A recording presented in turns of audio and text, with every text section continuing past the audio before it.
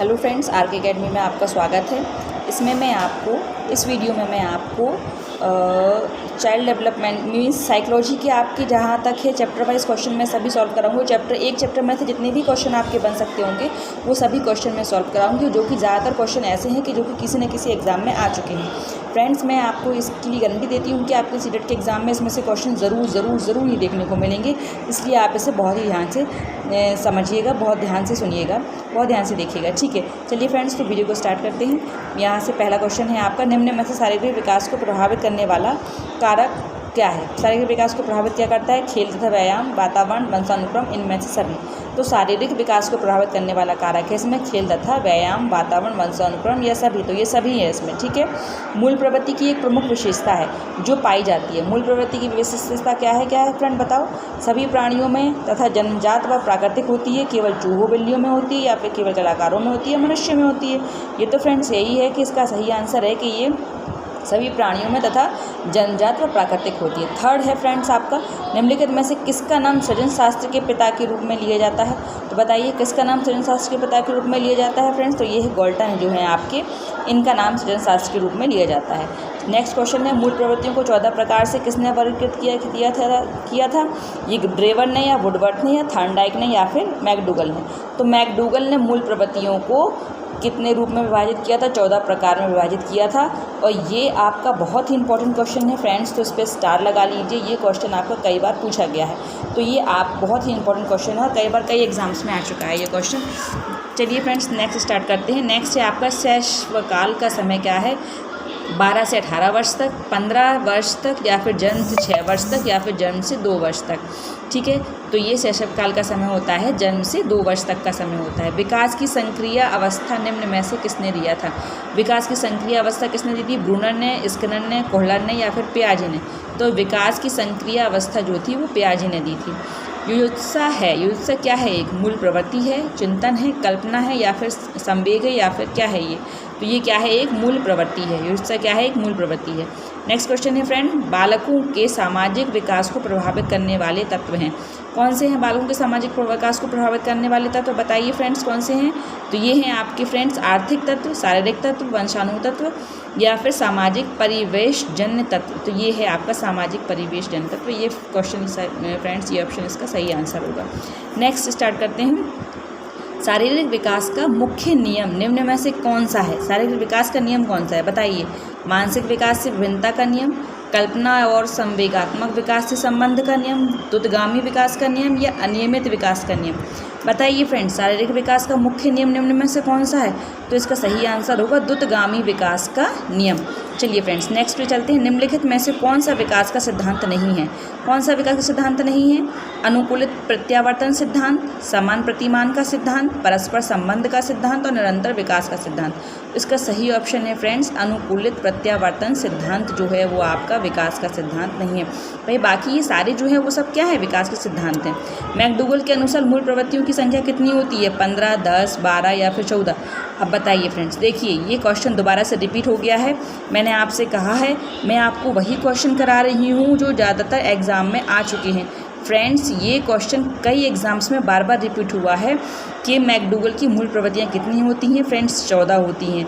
तो ये तो आप बिल्कुल स्टार मान लीजिए, ये क्वेश्चन बहुत ही इंपॉर्टेंट है, इसको बहुत ध्यान रखिएगा। नेक्स्ट है आपका 12, निम्नलिखित में से किसे संज्ञान का कारक नहीं माना जा सकता है? तो किसे संज्ञान का कारक नहीं माना जा सकता है? क्रोध को, भूख को, स्थान छोड़ना या फिर डर? तो स्थान छोड़ना जो है भाई ये तो कोई संज्ञान नहीं हुआ है ना, तो इसमें से क्या कहेंगे हम? क्रोध, भूख, डर ये सभी संज्ञान कारक हैं, बट स्थान छोड़ना संज्ञान का कारक नहीं है। तो सही ऑप्शन होगा आपका सी, स्थान छोड़ना। ठीक है, नेक्स्ट चलते हैं फ्रेंड्स। निम्नलिखित में से कौन सा बालक विकास पर प्रभाव डालता है? देखिए, समाज, विद्यालय, परिवार या इनमें से सभी? तो कौन सा प्रभाव डालता है?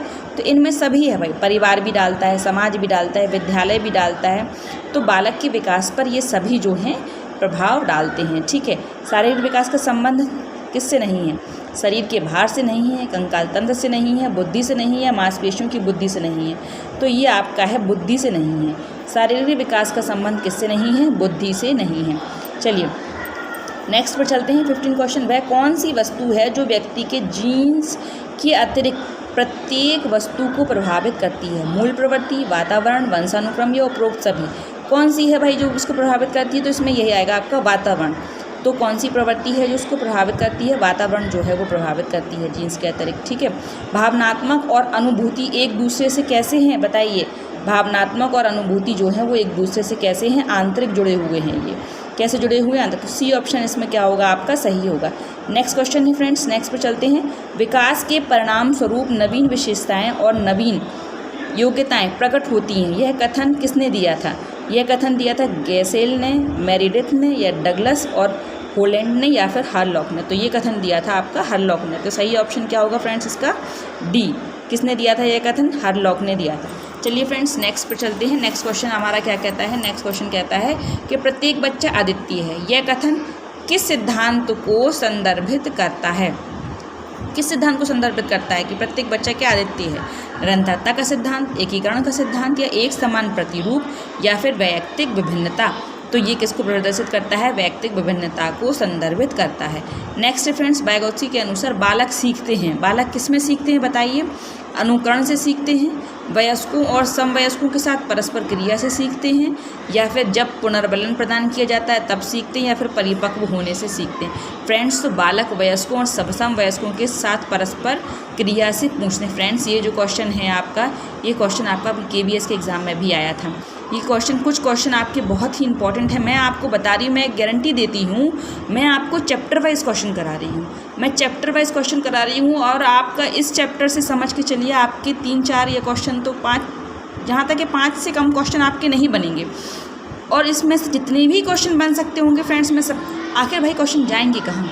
मैंने ऐसे ऐसे क्वेश्चन इसमें से ढूंढ के लेकर आई हूँ आपके लिए कि क्वेश्चन आपका सीटेट्स में इस चैप्टर से क्वेश्चन बाहर नहीं जाएंगे, ठीक है। और जो मैं क्वेश्चन बता रही हूँ इनसे बाहर नहीं जाएगा।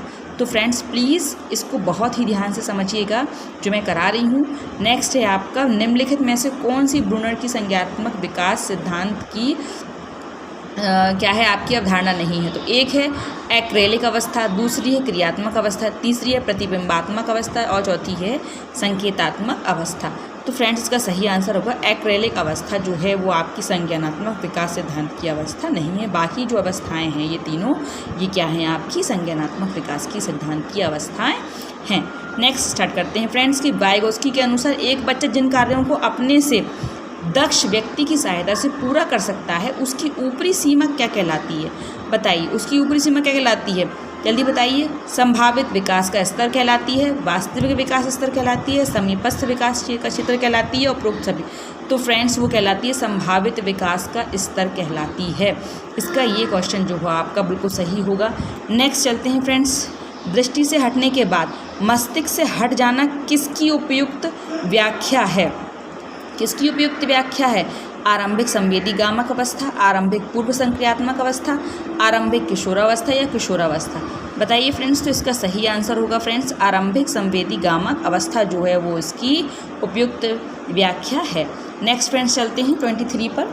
23 क्या कहता है कि एक पूर्व संक्रियात्मक स्तर के बच्चे की वह प्रवृत्ति जिसमें वह क्या करता है, किसी परिस्थिति के सिर्फ एक पहलू पर ध्यान देता है और अन्य पहलुओं की उपेक्षा करता है। तो पियाजे ने क्या कहा इसके लिए? संरक्षण, केंद्रीकरण, क्रमबद्धता या अनुकूलन? पियाजे ने कहा इसको केंद्रीकरण। ठीक है फ्रेंड्स, इसका सही आंसर क्या होगा? केंद्रीकरण, बी। निम्नलिखित में से किसने सर्वप्रथम नैतिक विकास का सिद्धांत दिया था? ये फ्रेंड्स क्वेश्चन बहुत ही इंपॉर्टेंट है। नैतिक विकास का सिद्धांत किसने दिया था बताइए आप? पियाजे ने, गिलिगन ने, कोहलबर्ग ने, या निम्नलिखित में से किसी ने नहीं? तो भाई पियाजे ने जो है वो आपका नैतिक विकास का सिद्धांत दिया था। नेक्स्ट चलते हैं फ्रेंड्स 25। ब्रोन-फ्रेन-ब्रेनर के जैव पारिस्थितिकीय मॉडल के अनुसार बच्चे के माता पिता उसके भाई बहन आदि उदाहरण हैं। तो फ्रेंड्स क्या है? सूक्ष्म तंत्र के, बृहद तंत्र के, बाह्य तंत्र के या समय तंत्र के? तो इसका सही आंसर होगा फ्रेंड्स सूक्ष्म तंत्र के उदाहरण हैं। 26 पर चलते हैं फ्रेंड्स। निम्नलिखित में से कौन सी फ्रायड के मनोलैंगिक विकास की अवस्था नहीं है? मुख्य अवस्था, गुप्त अवस्था, पूर्व संक्रियात्मक अवस्था या गुदावस्था? तो पूर्व संक्रियात्मक अवस्था जो है वो आपकी विकास की अवस्था नहीं है। नेक्स्ट चलते हैं फ्रेंड्स, किसने शिशुओं के मस्तिष्क को खाली स्लेट माना था? बताइए किसने माना था खाली स्लेट? जॉन लॉक ने, डार्विन ने, स्पिनोजा ने या वाटसन ने? तो जॉन लॉक ने शिशुओं के मस्तिष्क को खाली स्लेट माना था, जॉन लॉक ने। स्कैफ फोल्डिंग की संकल्पना किसने दी थी? थॉर्नडाइक द्वारा, वाइगोस्की द्वारा, पावलोव द्वारा या स्किनर द्वारा? बताइए, स्कैफ फोल्डिंग की जो संकल्पना दी थी वो वाइगोस्की ने दी थी। फ्रेंड्स, ये क्वेश्चन भी आपका बहुत इंपॉर्टेंट है, इस पर भी स्टार बना लीजिए। स्कैफ फोल्डिंग की संकल्पना दी थी। फ्रेंड्स, मैं आपको बता रही हूँ कि मैं जितने भी क्वेश्चन आपको इसमें कराऊंगी सभी क्वेश्चन बहुत ही इंपॉर्टेंट होंगे। भले मैं कह सकती हूँ भले मेरे वीडियो का जो उसका आप कह सकते हो क्वालिटी इतनी अच्छी नहीं होगी, पर हाँ मैं जो आपको कंटेंट दे रही हूँ उसकी क्वालिटी बहुत ही अच्छी है। जो मैं आपको क्वेश्चन करा रही हूँ मैं डेफिनेटली कह सकती हूँ कि आपको वो क्वेश्चन आपके एग्ज़ाम में देखने को मिलेंगे। मैं इतने अच्छे क्वेश्चन सिलेक्टेड करके लेकर आई हूँ आपके लिए। फ्रेंड्स, चलिए तो स्टार्ट करते हैं। नेक्स्ट क्या कहता है आपका कि भय का संवेग किस मूल प्रवृत्ति से जुड़ा हुआ है? बताइए, प्रतिकर्षण से, योत्साह से, शरणागत से या फिर पलायन से? तो इसका सही आंसर होगा फ्रेंड्स पलायन से जुड़ा हुआ है ये, ठीक है। नेक्स्ट चलते हैं 30। विकास की कौन सी अवस्था में समान लिंगियों के साथ रुचि विकसित होती है? किस अवस्था में अपने जैसे लोगों से आपको व्यक्ति की रुचि उत्पन्न होती है? किस अवस्था में? 12 से 14 वर्ष में, 10 से 12 वर्ष में, 15 से 18 वर्ष में, 19 से 21 वर्ष में? सही आंसर है फ्रेंड्स इसका ए, 12 से 14 वर्ष में अवस्था में समान लिंगियों के साथ रुचि विकसित होती है। तो फ्रेंड्स, आज के ये 30 क्वेश्चन यहीं तक। आगे के क्वेश्चन मैं इसमें कम से कम आपको 500 क्वेश्चन से ऊपर या 500 तक ऐसे क्वेश्चन इस चैप्टर से लेकर आऊँगी, और सभी क्वेश्चंस आप देखना इतने सिलेक्टेड होंगे कि आप खुद भी क्वेश्चंस को देखकर कहोगे कि हाँ ये क्वेश्चन और चैप्टर वाइज हैं। सबसे बड़ी बात है कि ये चैप्टर वाइज है, तो आपको जहाँ तक है मेरे क्वेश्चन से, मेरे इस वीडियो से आपको कहीं ना कहीं बेनिफिट होगा, पक्का होगा। बस मैं आपसे यही कहूँगी, इस मेरे चैनल के साथ जुड़े रहिए। अगर आपको वीडियो पसंद आए तो प्लीज़ चैनल को सब्सक्राइब और लाइक ज़रूर कीजिएगा। Thank you.